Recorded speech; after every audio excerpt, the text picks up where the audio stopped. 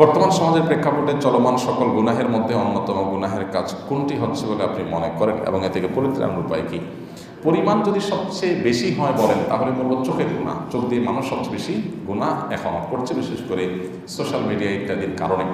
আর ভয়াবহতার বিচার যদি বলেন কোন অপরাধ বেশি, তাহলে আমরা বলবো গুনাহের মধ্যে, কবিরা গুনাহের মধ্যে হারাম ভক্ষণ করা, মানুষের হক নষ্ট করা, এগুলো আমাদের মধ্যে সবচাইতে বেশি। তাহলে বেশিরভাগ মানুষ যেই কবিরা গুনাহে লিপ্ত হয় সেটা হলো নামাজি হয়েও মানুষের হক নষ্ট করছে। আমরা লেবাসি পোশাকে ইসলামে বিশ্বাসী, আমরা আচার আচরণে বেশিরভাগ মুসলমানরা ইসলামে বিশ্বাসী না। মানুষকে কষ্ট দেওয়া, মানুষের হক নষ্ট করা এবং উপার্জনের ক্ষেত্রে হালাল হারাম বিবেচনা না করা, এই অপরাধটা আমাদের সমাজে ভয়াবহ অপরাধের মধ্যে মাত্রায় বা পরিমাণে সবচাইতে বেশি। বাঁচার উপায় কি? এগুলো থেকে বাঁচার জন্য সংকল্প করা, এগুলোর ভয়াবহতাটা বোঝার চেষ্টা করা যে আমরা যত নেকামল করি না কেন, মানুষের হক নষ্ট করলে আল্লাহর কাছে ওই নেকামলের কোনো মূল্য থাকবে না।